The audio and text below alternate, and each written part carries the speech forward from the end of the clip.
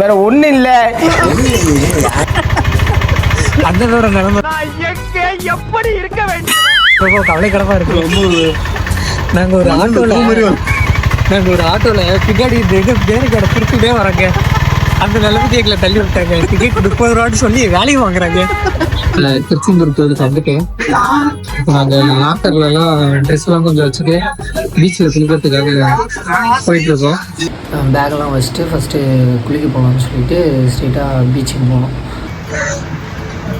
அதாவது நண்பர்களே, நாங்கள் இந்த தெருதா பீச்சு அதில் நாங்கள் குளிச்சுட்டு இப்போ நாங்கள் வந்து சாமியை பார்க்க போகிறோம்.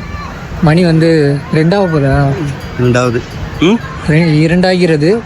ஸோ வந்து இப்போ ஆக்சுவலாக கூட்டம் இல்லைன்னாங்க. காலைல சரியான கூட்டமாக மட்டும் 3 hours ஆயிருக்கு. 3 hours ஆயிருக்கான். ஸோ அதனால் இப்போதைக்கு கூட்டம் இல்லை. ஸோ நாங்கள் டக்குன்னு பார்த்துட்டு வந்துடுவோம்னு நினைக்கிறோம். வந்ததுக்கப்புறம் சொல்கிறேன். முருகா க்யூவில் வந்து